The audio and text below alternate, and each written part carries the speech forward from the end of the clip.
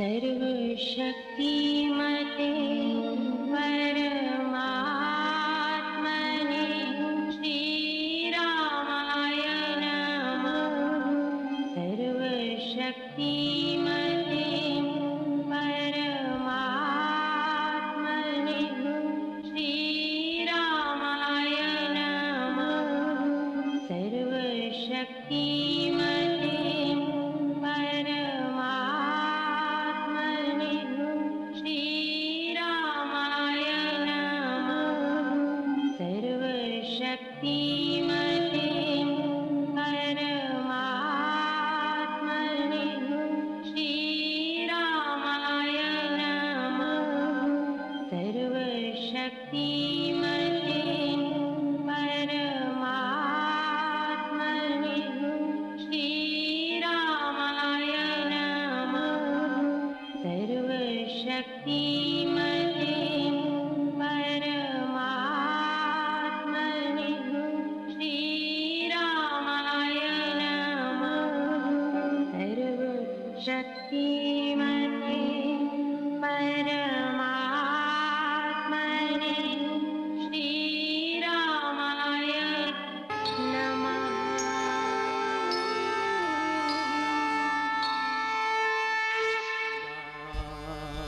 श्री राम श्री राम राम श्री राम श्री राम श्री राम।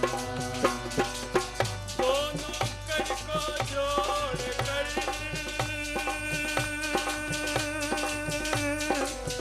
मस्तक घुटने टेक तुझको हो प्रणाम मम शत शत कोटि राम श्री राम श्री राम श्री राम राम श्री राम श्री राम श्री राम। स्वागत आदर मान से अभ्यगमन समुखान। स्वागत आदर मान से स्वागत आदर मान से स्वागत आदर मान से अभ्यगमन समुखान। महाराज शुभ आइए वंदन आसन दान। राम श्री राम श्री राम श्री राम राम श्री राम श्री राम श्री राम। पार करो मेरा बेड़ा भवानी, पार करो मेरा बेड़ा, पार करो मेरा बेड़ा भवानी, पार करो मेरा बेड़ा। पार करो मेरा बेड़ा भवानी, पार करो मेरा बेड़ा। पार करो मेरा बेड़ा भवानी, पार करो मेरा बेड़ा। पार करो मेरा बेड़ा भवानी, पार करो मेरा बेड़ा। पार करो मेरा बेड़ा भवानी, पार करो मेरा बेड़ा। छाया घोर अंधेरा भवानी, पार करो मेरा बेड़ा। छाया घोर अंधेरा भवानी, पार करो मेरा बेड़ा। छाया घोर अंधेरा भवानी, पार करो मेरा बेड़ा। छाया घोर अंधेरा भवानी, पार करो मेरा बेड़ा। पार करो मेरा बेड़ा, पार करो मेरा बेड़ा। पार करो मेरा बेड़ा। पार करो मेरा बेड़ा। पार करो मेरा बेड़ा। पार करो मेरा बेड़ा। पार करो माँ बेड़ा। पार करो माँ बेड़ा। पार करो माँ बेड़ा। पार करो माँ बेड़ा। पार करो माँ बेड़ा। पार करो माँ बेड़ा। पार करो माँ बेड़ा। पार करो माँ बेड़ा। पार करो माँ बेड़ा। पार करो माँ बेड़ा। पार करो माँ बेड़ा।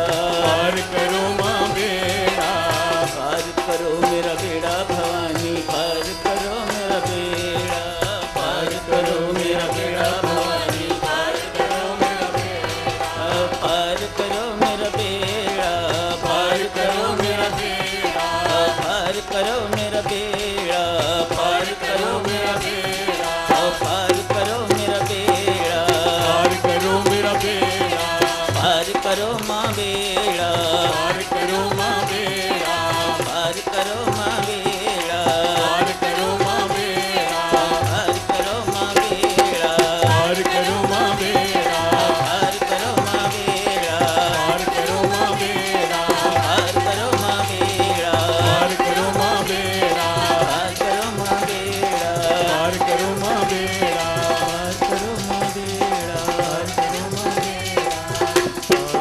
करो मेरा बेड़ा भवानी, पार करो मेरा बेड़ा, पार करो मेरा बेड़ा भवानी, पार करो मेरा बेड़ा।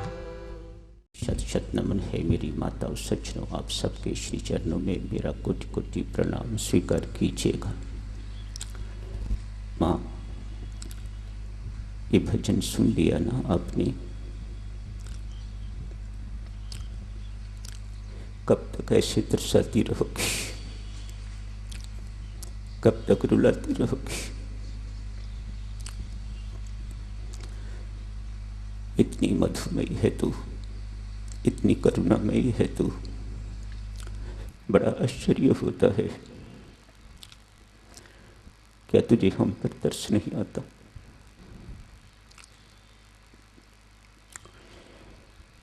माँ, सदा की तरह आज भी अर्ज करता हूँ, माँ बन के बैठी हो ना। तुझे पता नहीं तेरे बच्चों का तेरे बिना क्या हाल है। ऐसा तो मैं नहीं कहता कि तुझे पता नहीं है, तुझे पता होगा जरूर, तुझे पता है। फिर हमारी सुध क्यों नहीं लेती?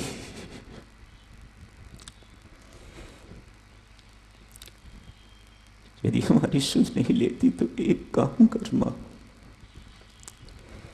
एक दफा बच्चा बन के देख, तो तुझे पता लगे कि बच्चे की माँ के बिना क्या हालत होती।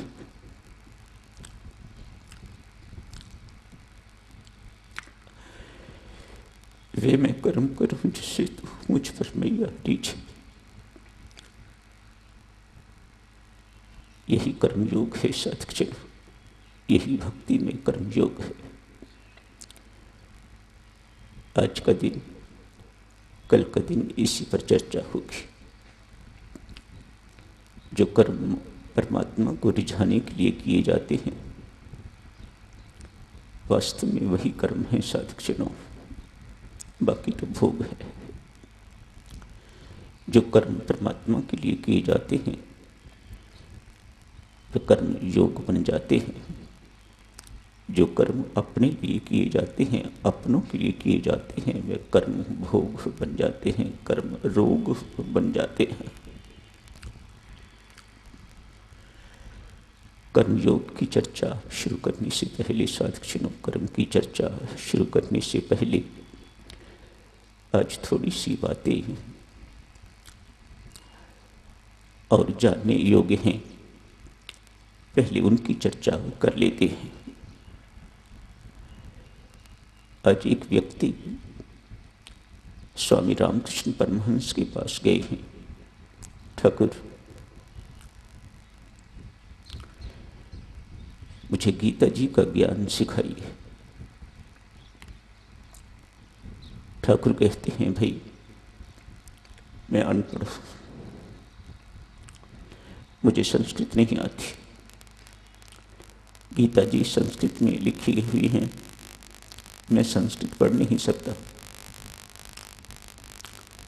आप नरेंद्र के पास जाओ, स्वामी विवेकानंद के पास वे पढ़ा लिखा है, बोल भी अच्छा लेता है, समझा भी अच्छा लेता है। मुझे माफ करो, उसके पास चले जाओ। व्यक्ति कहता है, ठाकुर वह आपका प्रिय शिष्य है, मैं मानता हूं, लेकिन मेरी उसके प्रति श्रद्धा नहीं है। मैं आपसे ही गीता ज्ञान सीखना चाहता हूं। बेचारे ठाकुर फंस गए। निर्भरा भक्ति के उपासक, उन्हें माँ के अतिरिक्त और कोई सहारा नहीं है। बेचारों ने आंख बंद करी, माँ का आह्वान किया, माँ ये कहाँ फंसा दिया मुझे, मैं क्या बताऊं। गीता ज्ञान मुझे खुद ही नहीं पता, तो मैं क्या बताऊं कि गीता जी में क्या लिखा है। जो तू मुझे कहे कि मैं बोल देता। आंख खोली, आंख खोलने के बाद व्यक्ति को कहा, भाई जल्दी जल्दी गीता गीता बोल, ये ठाकुर ज्ञान दे रहे हैं। भाई जल्दी जल्दी गीता गीता गीता गीता गीता गीता गीता गीता बोल। व्यक्ति ने बोलना शुरू किया, गीता गीता गीता बोलते बोलते ता गीता गीता गीता गीता गीता गीता गीत सुनाई देने लग गया। ठाकुर कहते हैं, भाई ये जो तागी तागी है ना, ये गीता जी का ज्ञान है। गीता जी का अध्ययन करने वाला व्यक्ति त्याग के मार्ग पर चलने वाला हो जाता है। गीता जी त्याग ही सिखाती हैं। किस चीज का त्याग? बैंगन खाने का त्याग नहीं। गीता जी बड़ी उच्च बातें सिखाती हैं। अर्ज करूंगा आप जी से, गीता जी हमें मात्र धार्मिक नहीं बनाती, हमें आध्यात्मिक बनाती हैं। दोनों शब्दों में भक्तजनों अंतर जरूर समझने की कोशिश करते हैं। मंदिर में जाते हैं, घंटी बजाते हैं, फूल चढ़ाते हैं, प्रणाम करते हैं। जो भी कोई आपको देखता है वह कहता है आस्तिक हैं, धार्मिक हैं। हर धार्मिक व्यक्ति जरूरी नहीं कि वह आध्यात्मिक भी हो। गीता जी आपको मात्र धार्मिक नहीं बनाती, आपको आध्यात्मिक बनाती है। एक गृहस्थ को सदगृहस्थ बनाती है।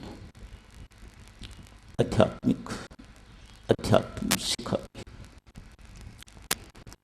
जिन छोटी छोटी बातों पर एक धार्मिक व्यक्ति उलझा रहता है, आध्यात्मिक व्यक्ति उन बातों में उलझता नहीं है। उसे ये बातें चिपकती नहीं है। सुनता है, इधर से निकाल देता है।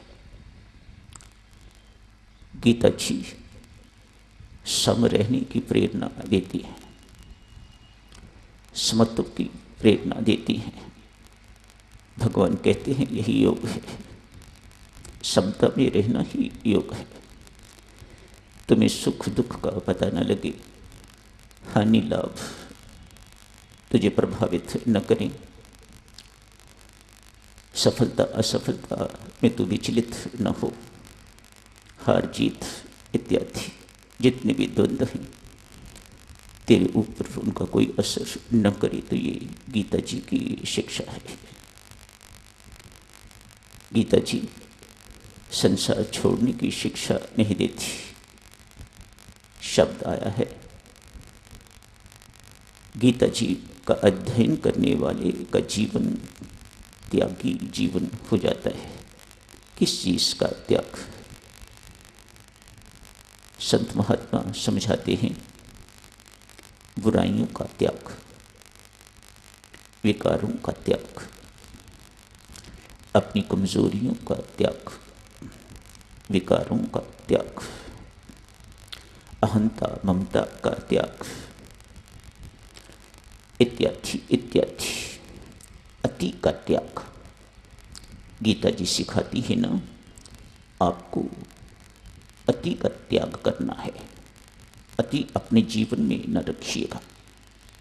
गीता जी सिखाती हैं हमें मिडिल पाथ, जो बीच का रास्ता है, न इधर न इधर, न अति न बिल्कुल नहीं। अधिक सोने वाले का, अधिक खाने वाले का योग भी सिद्ध नहीं होता, और ना खाने वाले का और ना सोने वाले का योग भी सिद्ध नहीं होता। गीता जी सिखाती हैं बीच के मार्ग में चलिए, अधिक खाना नहीं, अधिक बोलना नहीं, अधिक सोचना नहीं, अधिक सोना नहीं और अधिक भोग नहीं करना। ये गीता जी का उपदेश है, ये गीता जी का संयमी मार्ग है, मिडल पाथ, बीच में चलने का रास्ता, अति का त्याग। इन चीज़ों का त्याग करने की आवश्यकता है साधकजनों। घर संसार का त्याग करने की जरूरत नहीं है, गीता जी ऐसा नहीं सिखाती हैं। अर्जुन को जो इस वक्त पहले अध्याय में और दूसरे अध्याय के प्रथम भाग में भिक्षा मांगने वाला योगी बनने को तैयार है, मैं भिक्षा मांग के निर्वाह कर लूँगा माधव, पर मैं युद्ध नहीं करूँगा। भगवान उसे समझाते हैं, उसे ज्ञान देते हैं, पार्थ मैं तुझे भीख मांगने वाला योगी नहीं बनाना चाहता, मैं तुझे कर्म करने वाला योगी बनाना चाहता हूँ। कर्मयोग, इस संसार में रहते हुए कर्म करते हुए तू योग में रह, मैं तुम्हें ऐसा योगी बनाना चाहता हूँ, मैं तुझे भीख मांगने वाला योगी नहीं बनाना चाहता। संसार में रहते हुए किस प्रकार से आदमी योगी बन के रह सकता है? स्वामी विवेकानंद जब अमेरिका गए हुए थे, इसी बात पर चर्चा कर रहे थे। लोगों को ये चर्चा बहुत अव्यवहारिक लगी। It is not practical. आप संग में रहते हुए किस प्रकार से असंग रह सकते हो? अटैचमेंट्स में रहते हुए किस प्रकार से डिटैच्ड रह सकते हो? स्वामी, हाउ इज़ इट पॉसिबल? ये आप बहुत अव्यवहारिक सी बात कर रहे हैं, ये संभव नहीं है। स्वामी विवेकानंद उन्हें समझाने के लिए अपने साथ नदी के किनारे या सागर के किनारे ले गए हैं। जाके कहा, ये सामने किश्ती खड़ी है, नाव खड़ी है, बड़ी सियानी है, इसे पता है छोटी सी है, मुझे बड़े के साथ कैसे रहना है। समझे नहीं स्वामी हम आप क्या कहना चाहते हैं? स्वामी विवेकानंद ने जितने भी लोग थे उन्हें एक नाव में अपने साथ बिठा लिया, दूर तक ले गए, घुमाते घुमाते दूर तक ले गए। कहा, ये नौका कितनी समझदार है, इसे पता है कि मुझे सागर में ही रहना है या नदी में ही रहना है, जल में ही रहना है, नहीं तो मेरी कोई कीमत नहीं। ये सब बातें हम अपने ऊपर लें, अपने ऊपर उतारें। हम भी नौका की तरह ही हैं, हमें भी पता है कि हमें संसार में ही रहना है, इससे भाग के नहीं जा सकते। उस नौका को पता है। स्वामी विवेकानंद कह रहे हैं, ये नौका बहुत समझदार है, इसे बोध है कि मुझे पानी में ही रहना है, नहीं तो मैं साधारण लकड़ी, मेरा कोई उपयोग नहीं। और भी समझदारी की बात है, इसे पता है मुझे पानी में रहना है, पानी को मुझ पे नहीं रहना, हमें संसार में रहना है, संसार को अपने में नहीं रखना। स्वामी जी महाराज फरमाते हैं, संसार बसने के लिए है, फंसने के लिए नहीं है। जिस नौका में पानी आ जाता है वे नौका डूब जाती है।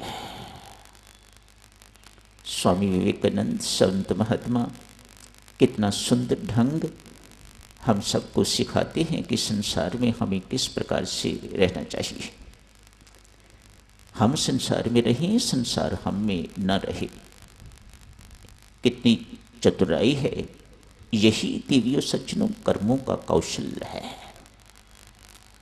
कर्म तो हो, लेकिन कर्म हमारे बंधन का कारण न बने, यही कर्मयोग है। जिस कर्म के करने से पहले, करते समय और करने के बाद उसके संस्कार हमारे अंतःकरण पर न पड़े, वे कर्म कर्मयोग बन जाता है। यही कर्म करने का कौशल है। यही हमें सीखना है किस प्रकार से हमारा जीवन अनासक्त जीवन होना चाहिए, निर्लेप होना चाहिए। इस संसार में रहते हुए भी कमल के पत्ते की तरह, पानी में रहते हुए भी जिस प्रकार कमल के पत्ते को पानी छूता नहीं है, ठीक इसी प्रकार से हम संसार में रहें लेकिन संसार हमें छुए ना। बात तो बहुत कठिन है लेकिन उपलब्धि भी तो देखो। तत्काल आप मोक्ष के अधिकारी बन जाते हैं, तत्काल आप मुक्ति के अधिकारी बन जाते हैं, तत्काल आप परमात्मा के प्यार के अधिकारी, परमात्मा की कृपा के अधिकारी आप पात्र बन जाते हैं। रामकृष्ण परमहंस एक युक्ति बताते हैं किस प्रकार से हमें संसार में रहना चाहिए ताकि संसार हमसे चिपके ना या हम संसार से चिपके ना। एक बहुत सुंदर उदाहरण देते हैं ठाकुर। कहते हैं माताएं कटहल की सब्जी बनाती हैं, कटहल बाजार से खरीद के लाती हैं, उसे छीलना चीरना होता है, छोटे छोटे टुकड़े करने होते हैं। जिन माताओं ने ये सब्जी बनाई हुई है उन्हें पता है कि इसको काटते ही उसमें से कुछ दूध जैसा निकलता है, जिससे हाथ लग जाए तो हाथ चिपक जाते हैं, छुरी को लग जाए तो छुरी चिपक जाती है। नए लोगों को जिनको पता नहीं होता वो बेचारे फंस जाते हैं, हाथों को लग जाता है, छुरी को लग जाता है वह दूध। जिनको पता है वह कटहल को काटने से पहले ही अपने हाथों पर तेल लगा लेते हैं, छुरी पर तेल लगा लेते हैं, तब न दूध हाथों को चिपकता है न हाथ चिपकते हैं, न ही छुरी पर वो चिपचिपाहट जो है वह आती है। ठाकुर समझाते हैं जिस प्रकार से हाथों को तेल लगाने से, छुरी को तेल लगाने से कटहल का दूध आपके हाथों को नहीं लगता, छूता नहीं है, चिप चिप पैदा नहीं करता, ठीक इसी प्रकार से यदि आप परमात्मा का स्नेह रूपी तेल, प्रेम रूपी तेल अपने ऊपर लगा के रखो तो संसार से आप भी निर्लेप रहोगे, संसार आपको चिपकेगा नहीं, आप संसार से नहीं चिपकोगे। ठाकुर की युक्ति कितनी अच्छी है। मानो यूं कहा जा रहा है, यदि आपका स्नेह परमात्मा के साथ हो जाता है, यदि आपकी प्रीति परमात्मा के साथ हो जाती है तो संसार के प्रलोभन, संसार आपके साथ चिपक नहीं सकेगा। क्यों? आप किसी और के साथ चिपक चुके हो और वह ऐसा है, उससे चिपकने के बाद किसी दूसरे के साथ चिपकने की ज़रूरत महसूस नहीं होती। उसका चिपकना इतना महत्वपूर्ण चिपकना है। आओ साधकजनों, कर्म पर चर्चा थोड़ी सी शुरू करते हैं, जारी रखेंगे इसे कल भी। स्वामी जी महाराज भक्ति प्रकाश में समझाते हैं, जो कुछ भी किया जाए उसे कर्म कहा जाता है। मानसिक है क्रिया अर्थात कर्म, मानसिक है चिंतन विचार होते हैं तो ये कर्म है। वाणी कुछ बोलती है, जिह्वा कुछ बोलती है तो ये कर्म है। इन कर्णों द्वारा ये कर्ण, हाथ, पाँव इत्यादि जिनसे कर्म किया जाता है उन्हें कर्ण कहा जाता है। इनसे जो कुछ होता है वह कर्म कहलाता है। स्वामी जी महाराज समझाते हैं, इन कर्मों को करने वाले को कर्ता कहा जाता है। कर्म चाहे अपनी इच्छा से हो, चाहे दूसरे से प्रेरित हो के किया जाए, स्वामी जी महाराज कहते हैं वह कर्म है। साधकजनों, ये कर्म बहुत बलवान है। संत महात्मा फरमाते हैं, समझाते हैं, आपको परमात्मा से डरने की ज़रूरत नहीं है, ये तो बहुत प्यारा है, उससे प्यार करने की ज़रूरत है, उससे डरने की ज़रूरत नहीं। न परमात्मा से डर रे बंदे, न शैतान से डर, तो डरना है तो तुझे अपनी करनी से डरना है, अपनी करनी से डर। ये बहुत बलवान है, ये आपका पीछा नहीं छोड़ती। संत महात्मा समझाते हैं, जिस प्रकार कर्म जहाँ भी आप चले जाएं, एक जन्म में यदि आप उस कर्म का भुगतान नहीं कर पाए तो अगले जन्म की तैयारी कीजिएगा। ये कर्म जब तक अपना भुगत नहीं लेता तब तक आपका पीछा नहीं छोड़ता। एक जन्म लगे, 2 जन्म लगे, अनेक जन्म लगे, ये कर्म बॉदर नहीं करता। इसको अपना भोग, अपना जो आपने किया हुआ है उसका फल आपको दे के ही रहना है। बार बार ये बात आप जी को कही जाती है, आपको भी सुन सुन के ये याद हो गई होगी। गंगा जी से किसी ने पूछ दिया, गंगे माँ, तेरे अंदर पापी इतने स्नान करते हैं, इतने स्नान करते हैं, लगता है तू पापों से बिल्कुल भर चुकी हुई है, तू स्वयं पापनी हो चुकी हुई है, तेरे अंदर और पाप चूसने की ताकत नहीं रही। गंगा कहती हैं, जो मुझे पाप दे के जाते हैं मैं उन्हें अपने पास नहीं रखती, मैं पवित्र रहती हूँ। क्या करती हो आप? मैं सागर को दे आती हूँ। गंगा जी कहती हैं, मैं सागर को दे आती हूँ। ओ, लगता है इसीलिए सागर खारा है, पाप संसार के धुले हुए हैं सागर में, उस जल में, इसलिए सागर खारा है। सागर कहता है, ना भाई, मैं भी इन सब के पाप अपने पास नहीं रखता, बादलों को दे देता हूँ। ओ, इसीलिए काले होते हैं।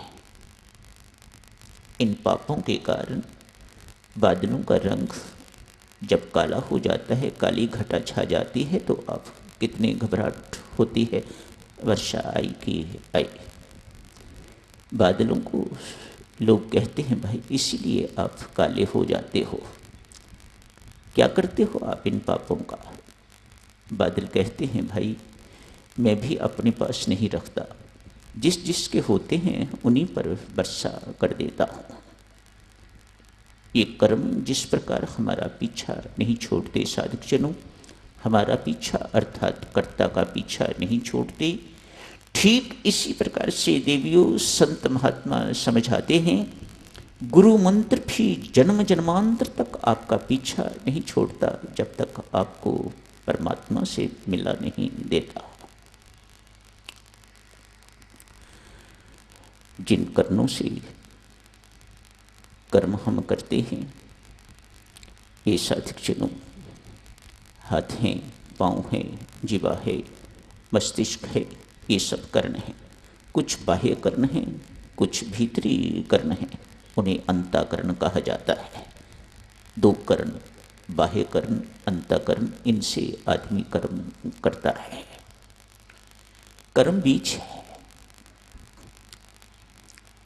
भूमि में बोया जाता है, अंतःकरण रूपी भूमि में इसे बोया जाता है, तो ये अंकुरित होता है। अंकुरित होता है तो पौधा बनता है, विशाल पेड़ बन जाता है, उस पर फल लगने शुरू हो जाते हैं, और वह फल जिसने बीज बोया है उसी को खाने हैं। ये परमात्मा का सिद्धांत है, ये कर्म सिद्धांत है। Nobody can share, nobody is allowed to share. ये आप ही को इन कर्मों का भुगतना है। आपके बोए हुए बीज से जो पौधा बना है, जो पेड़ बना है, विशाल पेड़ बना है, उस पर फल कड़वे लगे हैं तो भी आपको ही खाने हैं, मीठे लगे हैं तो भी आपको ही खाने हैं, खट्टे लगे हैं तो भी आपको ही खाने हैं, कच्चे हैं या पक्के हैं तो भी आप ही को खाने हैं, रूखे हैं तो भी आपको, सूखे हैं तो भी आपको, ये आप ही को खाने हैं जिन बीज बोया हुआ है।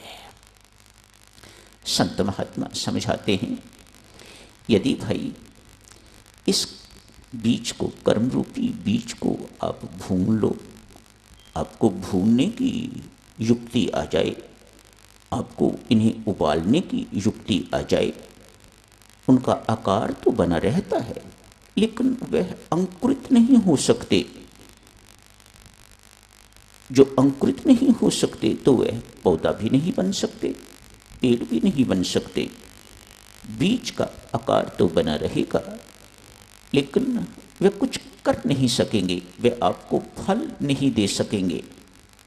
जो कर्म फल देने योग्य नहीं रहते उन्हें संत महात्मा कर्मयोग कहते हैं। सर्प के मुख से विष की थैली निकाल ली जाए, उसे आप गले में डाल लो, पटारे में डाल लो, मानो निश्चिंत हो कि ये सर्प अब मेरा कुछ नहीं बिगाड़ सकता। जो कर्म फल देने योग्य नहीं रह जाते वे कर्म परमात्मा को जोड़ने वाले कर्म बन जाते हैं, उन्हें कर्मयोग कहा जाता है। संत महात्मा समझाते हैं, निषिद्ध कर्म होते हैं जिन्हें विकर्म कहा जाता है। किसी साधक को ये नहीं करने चाहिए। ये इस संसार में भी अशुभ फल देने वाले हैं और परलोक में भी अशुभ फल देने वाले हैं। मैं ऐसे कर्मों की सूची तो आपको नहीं सुनाऊंगा, आप बहुत अच्छी तरह से जानते हैं। मोटे मोटे कर्म जिन्हें शास्त्र निषिद्ध कहता है, चोरी, व्यभिचारी, पति के होते हुए किसी दूसरी पत्नी के साथ संबंध, पति के होते हुए किसी अन्य पति के साथ संबंध, व्यभिचार कहा जाता है इसे। चोरी निषिद्ध कर्म है, व्यभिचारी भी निषिद्ध कर्म है। झूठ बोलना, बेईमानी करनी, हेरा फेरी करनी भी ये निषिद्ध कर्म है, इत्यादि इत्यादि।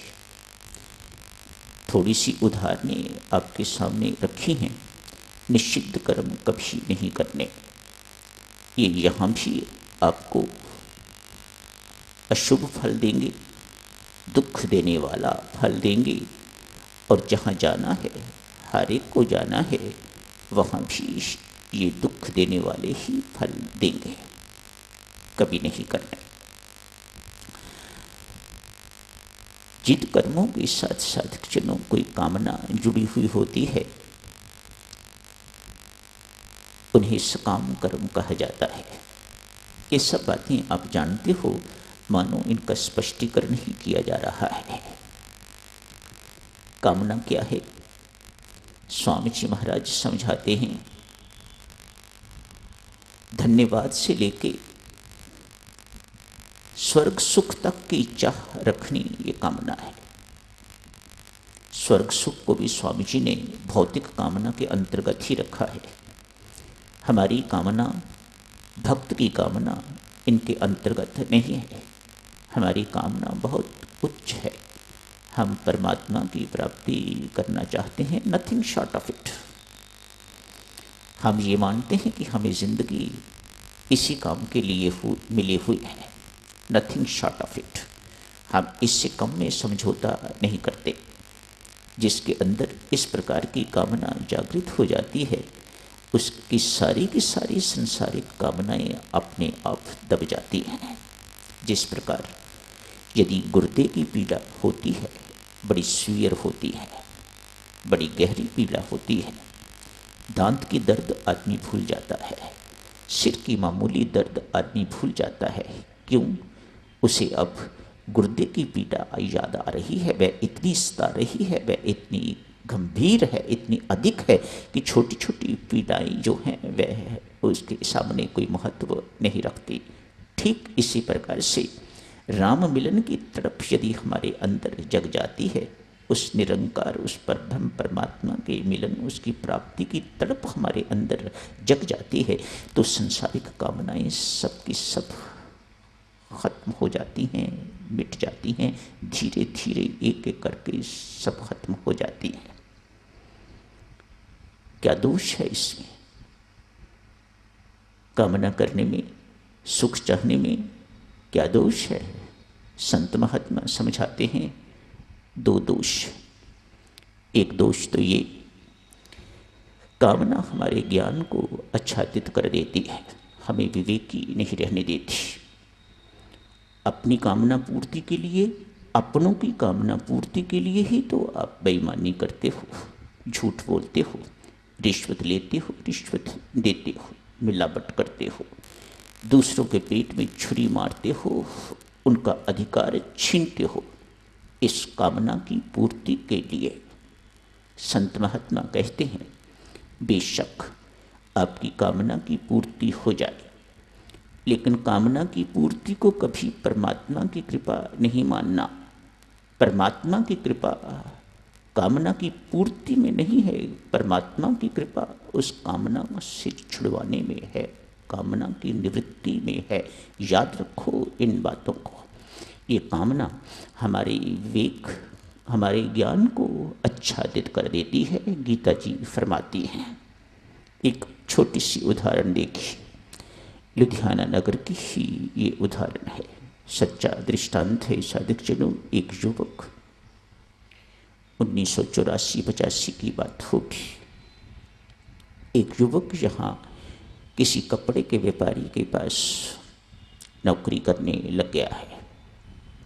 उन दिनों की बात है जिन दिनों दंगे इत्यादि चल रहे थे। वह परिवार तो रहता था बिहार में, लेकिन ये लड़का बिहार छोड़ के तो पंजाब में आ गया है। यहाँ आके किसी कपड़े के व्यापारी के साथ काम करने लग गया है। आज अंकल जी इन्हें मिलने के लिए आए हैं। देखें बच्चा कैसा काम कर रहा है। पैसे तो थोड़े बहुत हर महीने भेजता है, लेकिन माँ बाप जैसे उदास होते हैं तो मिलने के लिए आए हैं। आके देखा, एक छोटा सा कमरा रहने के लिए किराए पर लिया हुआ है। दुकान पर बैठा है, 1-2 दिन रहे उसके पास।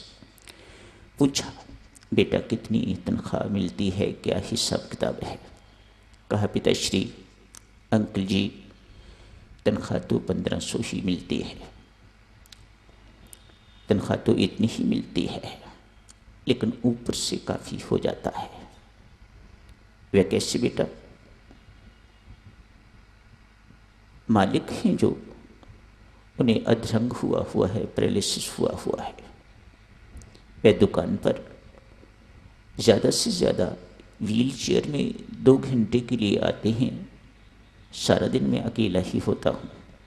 सारी जिम्मेदारी उन मालिक ने मुझे सौंप रखी हुई है। मैं उनका बहुत विश्वसनीय हूँ, मेरे पर बहुत विश्वास है उन्हें। अच्छा बाप होता, उसके मुंह पर 2-4 थप्पड़ मारता। घर जाके क्या कहता है?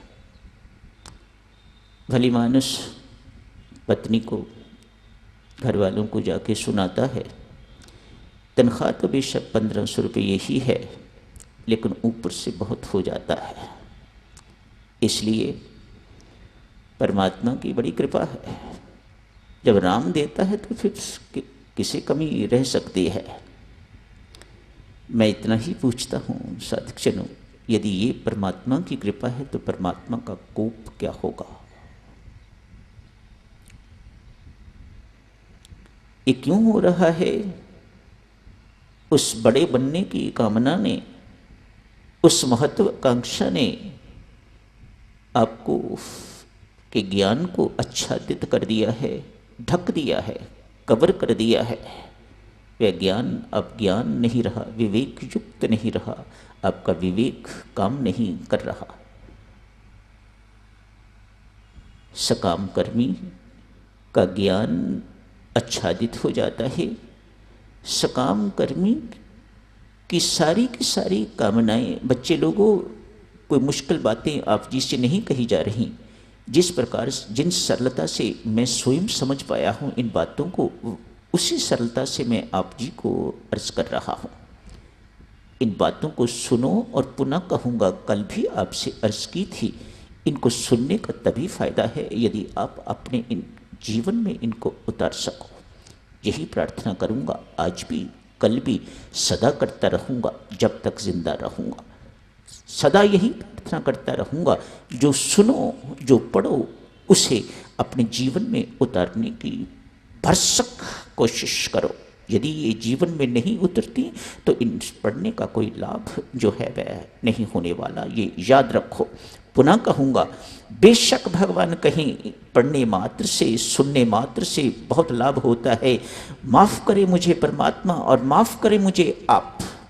अपने थोड़े से जीवन के अनुभव से कहूँगा, इन पढ़ने से, इन सुनने से कोई लाभ नहीं होता जब तक इनको अपने जीवन में ना उतारा जाए। अपने जीवन में उतारोगे तो आपको लाभ होगा। जो बातें आपसे कही जा रही हैं, बेशक आपकी कामना की पूर्ति हो जाए। इस कामी को कामना की पूर्ति हो जाए, वह बड़ा होता जाता है, एक्सपेंशन होती जाती है। आज एक फैक्ट्री है, अनेक फैक्ट्रियों का मालिक बन जाता है। आज छोटा सा आदमी बहुत बड़ा इंडस्ट्रियलिस्ट बन गया है। पर ये सब उपलब्धियां, जितनी भी भौतिक उपलब्धियां हैं, ये सारी की सारी इकट्ठी कर दी जाएं तो भी व्यक्ति को मोक्ष का अधिकार नहीं देती। आपको परमात्मा की प्राप्ति इनसे नहीं होगी। वह रास्ता दूसरा है। वह कौन सा है? अपनी इन सारी की सारी कामनाओं का त्याग करके निष्काम कर्म, कामना रहित, कामना शून्य कर्म हो जाए। मुझे फल नहीं चाहिए, मुझे कर्तव्य का अभिमान नहीं चाहिए, मुझे कर्म के प्रति आसक्ति नहीं चाहिए। साधकजनों, जिनको सेवा करने का शौक लग जाता है, उनसे सेवा छुड़ानी इतनी संभव नहीं। ये कर्म के प्रति आसक्ति है। उनको लाख समझाओ, इस कर्म के साथ चिपकना नहीं है, लेकिन ये चिपकाहट यशमान देने वाली, प्रशंसा देने वाली, इतनी चिपकाहट ये प्रबल है कि उनका उससे निकलना बहुत कठिन है। ये कर्म के प्रति देवी आसक्ति है, ये भी छोड़नी है। कर्म फल के पता है। तीसरा कर्म है साधकजनों। स्वामी जी महाराज कहते हैं, जिसकी चर्चा साधकजनों विशेष रूप से करनी है कल, समर्पण कर्म। तीसरा कर्म स्वामी जी कहते हैं समर्पण कर्म। चौथा कर्म भी स्वामी जी महाराज ने कहा है, पर उसकी चर्चा नहीं करेंगे हम, यही ठीक है। वे स्वयं युग पुरुष थे, राम का काम करने के लिए आए थे, करके चले गए, जारी है, वह खत्म नहीं हो सकता। लेकिन हम बहुत छोटे हैं, इसलिए हम तीसरे कर्म तक ही टिकेंगे, समर्पण कर्म। व्यक्ति अपने आप को, अपने मन को, तन को, धन को, बुद्धि को, अपनी इंद्रियों को, मानो अपने सर्वस्व को, अपने कर्मों को, अपने कर्मफल को, अपने कर्तापन को जब परमात्मा के श्री चरणों में सौंप देता है तो वह परमात्मा का निमित्त बन जाता है। इसे समर्पण कर्म कहा जाता है। ये कब होगा? जब कर्मयोग के साथ भक्ति जुड़ जाएगी, तब आपके अंदर जो परमात्मा का दिया हुआ है उसे चढ़ाने की इच्छा आपके अंदर जागृत होगी। मेरा मुझ में कुछ नहीं, जो कुछ है सो तोर, तेरा तुझको सौंप दे, क्या लागत है मोर। जब ये भावना आती है तो कर्म भक्ति के साथ जुड़ जाता है, भक्ति कर्म के साथ जुड़ जाती है। इसकी चर्चा तो करेंगे साधकजनों कल। आज देखो ना, जब निमित्त बन जाता है व्यक्ति तो कितनी मौज हो जाती है। परमात्मा की कृपा होनी शुरू हो जाती है। वह अपनी संसार रूपी मशीन का एक पुर्जा आपको बना लेता है। समझदार है ना परमात्मा, इसलिए डिफेक्टिव पुर्जा नहीं चाहिए। उन्होंने अपनी मशीन, संसार रूपी मशीन में पुर्जा लगाना है, कोई चीज़ छोटा सा यंत्र लगाना है। यही कहा जाता है ना, हम निमित्त बन गए हैं, यंत्र बन गए हैं। तो जो यंत्र, जो पुर्जा भगवान ने अपनी मशीन में लगाना है, तो वह डिफेक्टिव क्यों लगाएगा? पता है डिफेक्टिव थोड़े दिन ही चल सकेगा, इसलिए वह पुर्जा ठीक ठाक बनाता है, उसे लगाता है। मैंने अर्ज करी ना, जिस वक्त आपके अंदर समर्पण की भावना आती है तो परमात्मा आपको साफ सुथरा बनाना शुरू कर देता है। बूंद सागर के साथ जो मिलने को तैयार हो रही है, बूंद नदी आज अपने आप को सागर को सौंपने जा रही है, तो उसी ढंग से सागर तैयारी करता है। उसे मिलाने के लिए, उसे अपनी ओर आकर्षित करने के लिए अपना वेग, अपनी ताकत देता है। उस पुर्जे को ठीक उपयुक्त पुर्जा बना के तो अपने जीवन रूपी मशीन में फिट कर देता है। निमित्त बनने में देवियों बड़ी मौज है। देखो ना, जिस बंदूक से गोली चलती है वह गोली किसी को मार के रहेगी, व्यक्ति मर जाता है। बंदूक निमित्त है, उसे सज़ा नहीं मिलती, सज़ा चलाने वाले को मिलती है। मानो जिस किसी व्यक्ति ने अपने आप को परमात्मा को सौंप दिया है, वह इम्यून हो जाता है, उसे परमानेंट इम्यूनिटी मिल जाती है, उसका कोई कुछ नहीं बिगाड़ सकता। आप सब जानते हो, बंदूक से, उस नाली से गोली निकल रही है, उससे निकली है, चली है, उसने मारा है किसी को, लेकिन बंदूक को तो कोई सज़ा कभी किसी ने मिलती नहीं देखी। सज़ा मिलती है जो बंदूक चलाने वाला है।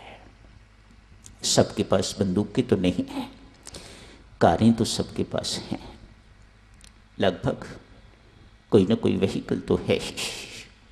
कोई भी व्हीकल आप चलाते हो, कार की उदाहरण लीजिएगा, कार चलाते हो, आज स्पीड से कार चल रही है, बच्चा दौड़ता हुआ आगे से निकला है, वहीं कुचला गया, कार को सज़ा कभी नहीं मिलती।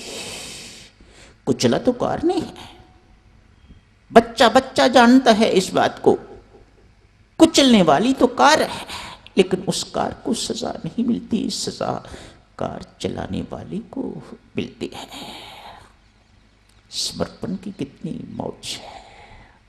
अपने आप को जो परमात्मा को सौंप देता है, जो अपने आप को परमात्मा के हवाले कर देता है, वह ठीक इसी प्रकार से सुरक्षित हो जाता है जिस प्रकार ये कार या बंदूक, इनका कुछ नहीं बिगड़ता। ठीक इसी प्रकार से समर्पित व्यक्ति का, भक्त का भी कुछ नहीं बिगड़ता। कल साधक शुरू इस भक्ति में कर्मयोग की चर्चा करेंगे। इस कर्मयोग को भक्ति के साथ जरूर मिलाइएगा तो मौज ही मौज है। मैं तो यूं कहूँगा साधकजनों, भक्ति हमारे जीवन का एक मुख्य अंग होना चाहिए, एक अनिवार्य अपरिहार्य अंग होना चाहिए। भक्ति, परमात्मा का प्रेम। मैं बड़े बड़े शब्द भक्ति के बारे में नहीं जानता। परमात्मा से प्रेम हो जाना, परमात्मा से प्रीति हो जानी ही परमात्मा की भक्ति है। ये हमारे जीवन में आनी चाहिए, बहुत आवश्यक है। कल जोड़ेंगे इसे कर्मों के साथ। आज शुरू करते हैं। आज एक महिला, शायद चंडीगढ़ में भी ये बात सुनाई थी, आज एक महिला बाजार से रेसिपी बुक जिसे कहते हैं, जिसमें तरह तरह के खाने बनाने की युक्तियाँ लिखी हुई होती हैं। Chinese food, south Indian food, north Indian food, continental, intercontinental इत्यादि इत्यादि सब तरह की भोजन बनाने की, खाने बनाने की विधियाँ लिखी हुई होती हैं।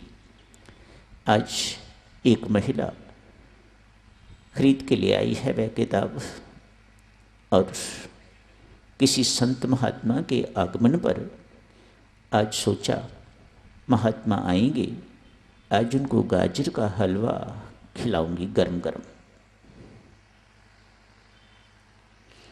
गाजर ले आई हुई है, दूध, जो कुछ भी चाहिए, चीनी इत्यादि सब कुछ लाके रखा हुआ है।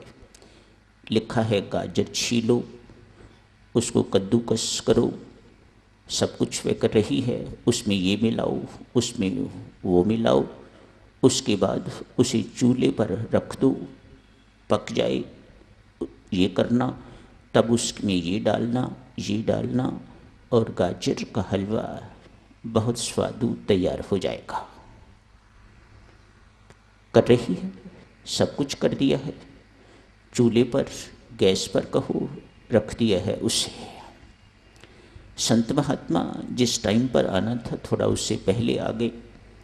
आके देखा ये महिला बहुत बेचारी व्यथित है, चिंतित है, कुछ एजिटेटेड सी लग रही है, घबराई हुई लग रही है। महात्मा जहाँ ये महिला थी मानो किचन में ही चले गए। देवी क्या बात है, क्यों घबराई हुई हो? कहा महाराज आप जी के लिए गाजर का पाक, गाजर का हलवा बनाने का सोचा था, ख़ास किताब लेके आई हूँ, सब कुछ उस किताब के अनुसार किया है, जो जो कुछ लिखा हुआ है सब कुछ मैंने तैयार। देखो कितनी देर से चूल्हे पर रखा हुआ है, लेकिन गाजर का हलवा तैयार नहीं हो रहा। संत महात्मा झट से कहते हैं देवी तूने नीचे आग तो जलाई ही नहीं, तो हलवा कैसे बनेगा, पकेगा कैसे? कर्म तो कर रही है, ज्ञान भी साथ है, कैसे हलवा बनाना है, ज्ञान बोध है साथ, कर्म भी कर रही है, कड़छी भी चला रही है, सब कुछ किया है, लेकिन भक्ति की आंच यदि नहीं जलाई तो हलवा नहीं बनेगा। याद रखिएगा, जिंदगी का हलवा अगर बनाना चाहते हो, इसे स्वादिष्ट बनाना चाहते हो, इसे चाहते हो कि ये औरों के काम आए, तो आपको भक्ति की आंच इसे देनी होगी। अपने जीवन को भक्ति के साथ आपको जोड़ना होगा, तो ये जीवन किसी के काम आ सकेगा। जो दूसरों के काम आए उसी को साधक जनों कर्मयोग कहा जाता है। आपके पास समय है, आपके पास समर्थ है, आपके पास सामग्री है, आपके पास मानो सब कुछ है। यदि आप अपना सब कुछ दूसरों को सुख पहुंचाने के लिए लगा देते हो तो ये कर्मयोग है, ये भक्ति व कर्मयोग है। जब व्यक्ति अपने सुख की परवाह न करके दूसरों के सुख की परवाह करने लग जाता है तो वह कर्मयोगी कहलाता है, वह भक्तिमय कर्मयोगी कहलाता है, उसे कर्मयोगी कहा जाता है। आज साथियों मराठी युद्ध में गए हुए हैं, युद्ध हो रहा है, विजय प्राप्त हो रही है, सफलता प्राप्त हो रही है। वह मालवा से होते हुए निकलते जा रहे हैं, एक को जीता, दूसरे को जीता, तीसरे को जीता, आगे बढ़ते जा रहे हैं। इतनी खुशी है उन्हें, रास्ते में जितने भी उन्हें ग्रीन फील्ड्स दिखाई देते हैं, जहाँ अन्न उगा हुआ है या जहाँ पर फल इत्यादि के बगीचे हैं, सबको जला के आग लगा रहे हैं, एक एक करके सब जल रहे हैं, राख हो रहे हैं। खाएं क्या, भूख लगी हुई है। सामग्री सारी की सारी जो पास थी वह खत्म हो चुकी हुई है, भूखे हैं। उनकी भूख को देखकर एक वृद्ध गांव में मिले हैं। क्या बात है, क्यों इतने परेशान दिखाई दे रहे हो? कहा बाबा भूख लगी है, कुछ खाने को चाहिए। कहाँ से खाने को मिलेगा? जहाँ से खाने को मिलना था उन सबको तो आपने जला के राख कर दिया।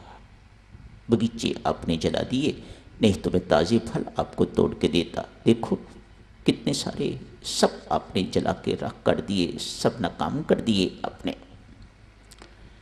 कहा आओ आगे आओ। एक फील्ड आया, एक खेत आया। कहा इसको हाथ ना लगाना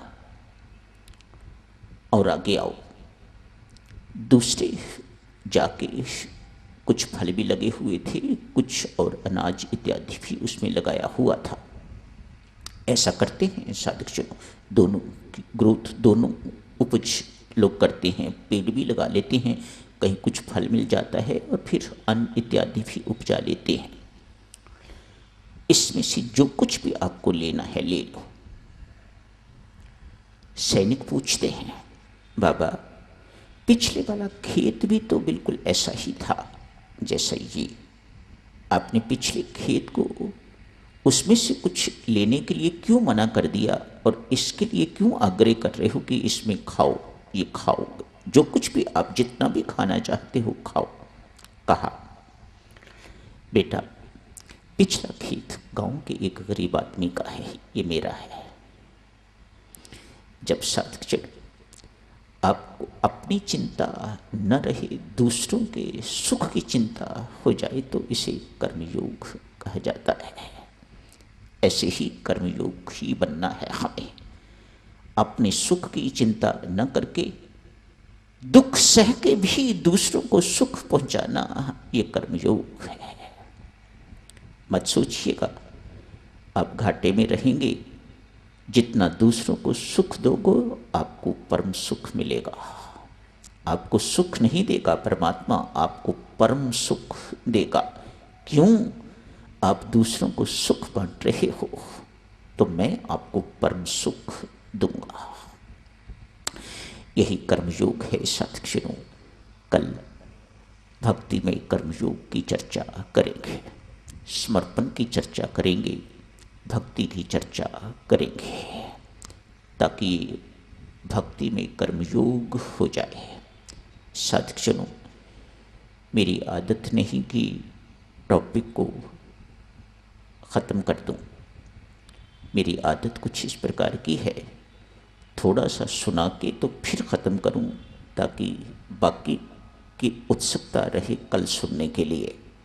आज तुलसी की शरणागति की बात करते हैं, शुरू कर देते हैं। समय हो गया है, 5 मिनट की मुझे आप इजाज़त ज़रूर देंगे, उसके बाद आज का सत्संग ये समाप्त कर लेंगे। साधक जनों ये शरणागति क्या है? एक प्यासा है, उसे यहाँ से पानी नहीं मिला तो दूसरी जगह चला जाता है, जहाँ से उसे पानी मिलता है। पुरुषार्थी है, जा सकता है। एक पंछी है, एक पशु है, उन्हें जल चाहिए, सरोवर सूख गया है, दूसरे पर चला जाता है। बेचारी मछली क्या करे बताओ? एक सरोवर से जल सूख गया है, वह क्या करे? आदमी साधक मछली जैसा अपने आप को जब असमर्थ महसूस करने लग जाए तो वह उस समर्थवान को खोजता है। उसकी खोज, उसकी प्राप्ति के लिए पुरुषार्थ करना चाहता है, लेकिन असमर्थ महसूस करता है। काश मेरे में समर्थ होता तो मैं औरों की तरह पुरुषार्थ करता और आपको प्राप्त कर लेता।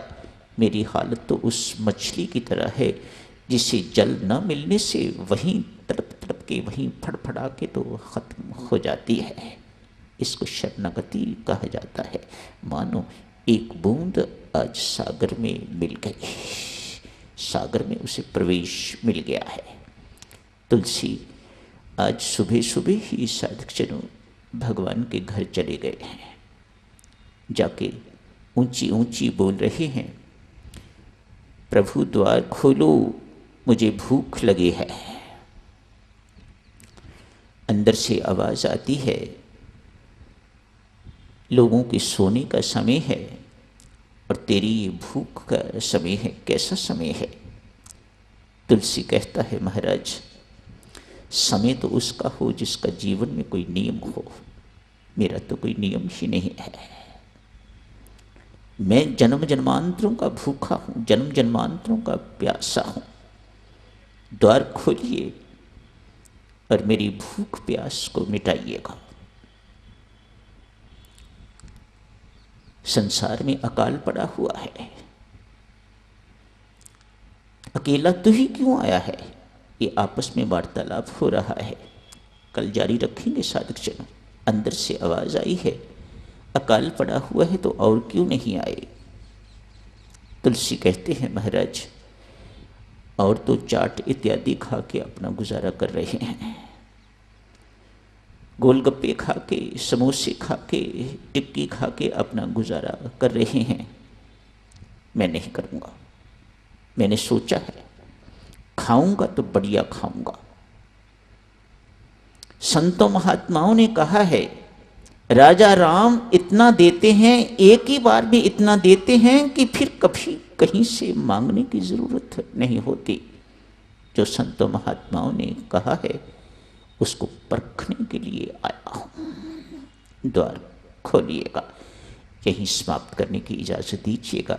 कल इस चर्चा को और आगे जारी रखेंगे। सर्वशक्तिमते परमात्मने श्रीरामाय नमः। सर्वशक्तिमते